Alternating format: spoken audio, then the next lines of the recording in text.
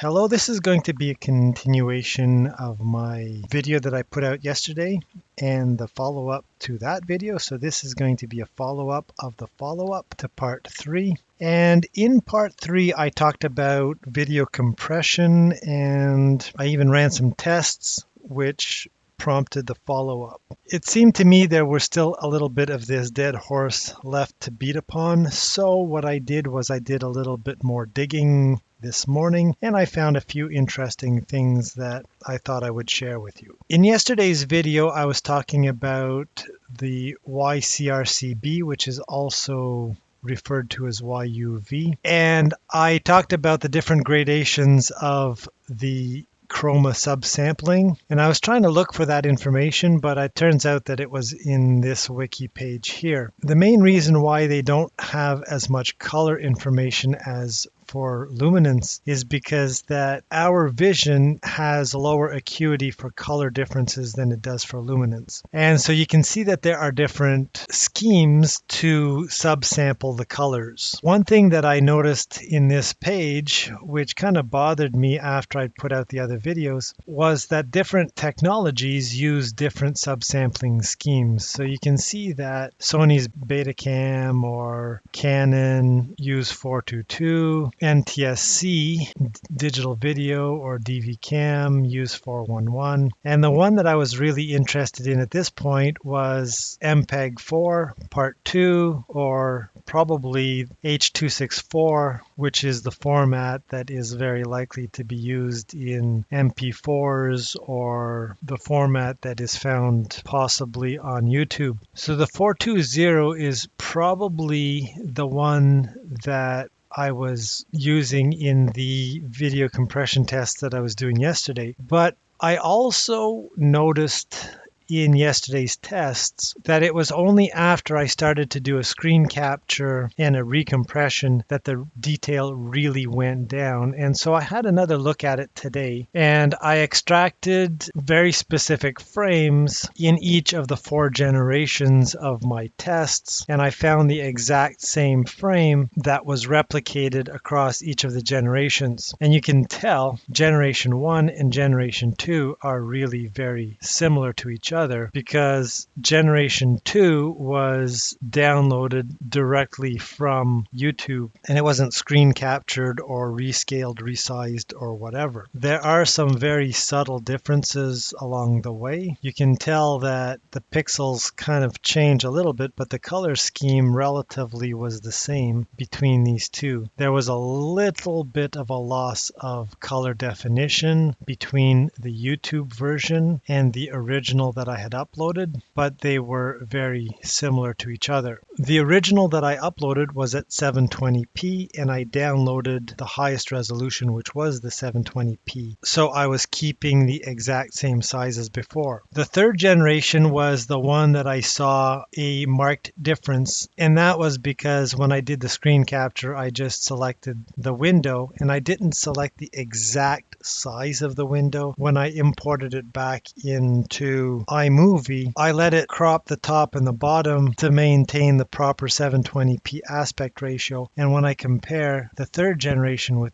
let's say the first, you can tell that it's not lined up exactly like the first generation. So that really would be one of the main explanations why there was a loss of detail in the third generation. Having said that, however, this third generation was captured through Firefox and through the screen capture of the Mac. And although you can look at the individual colors of this green thing,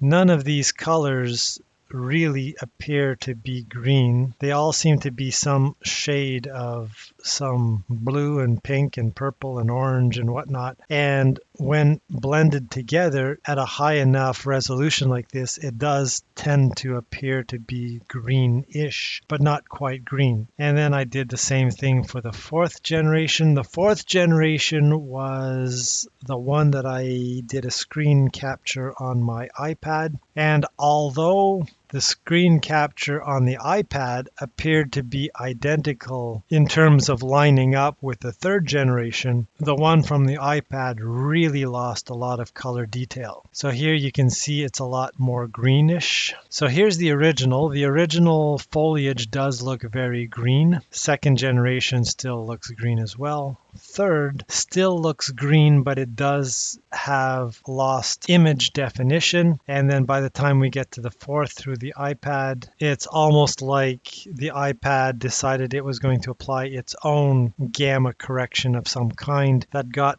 moved back into the new compression cycle. So I'm going to update the Google Drive link that I put in for part 3.5. I'm going to include these frames that I showed as well so that you can look at those. And one of the main takeaways that I wanted to address in this video was the idea of rescaling, resizing, and choosing a different resolution than from the original when you're recompressing a video. And just like I showed in part 2, where multiple colors end up on the same pixel of the camera, making it appear as a completely different color, something similar happens when you do a recompression with a different size. The computer has to interpolate the colors and put the detail from 2 pixels into 1, or take the detail from 1 pixel and put it into 2 pixels. And what happens is it tends to blend, bleed, and otherwise filter out, at the very least, the color detail. So that brings me back to the original video that started this entire series. And in particular, I'm going to play this part of Gary's video, and I'll leave the link to his video in the description of this video again so that you can watch the entire thing. But this is what he states. There you see the yellow portion on the turbines. They're squishing and squishing. They're becoming so compressed, and the color has faded out that you can no longer see them at this point. And right about now you can't see the red portion at the bottom of the ship. And once again, what I did was I extracted every single video frame from about 149 to here. I think what I'll do is I'll zip those images up and I'll put them on my Google Drive as well so that you can examine each frame individually if you want. But what I found interesting just going through frame by frame is that even at the point where he said you can't see color resolution anymore, it does appear like there is a tiny bit of red here. And if we come back over to here, you can still see the same amount of the mast for the wind turbine. There's nothing being cut off, but at some point the concept of yellow compared to white is lost, and all you see is a blurred image that has lost all of its color definition. And then finally over here, I don't know exactly what he's using to do a screen capture, but this would also be an indication of something going on with transforming the original image into something completely different, so that really looking at the output of his video, we can't really tell what the detail of the original video was. So that's going to be it for the moment. If you like the video, you kind of know what to do. And I'm going to see you again in the next video, which should hopefully be soon enough. So bye for now.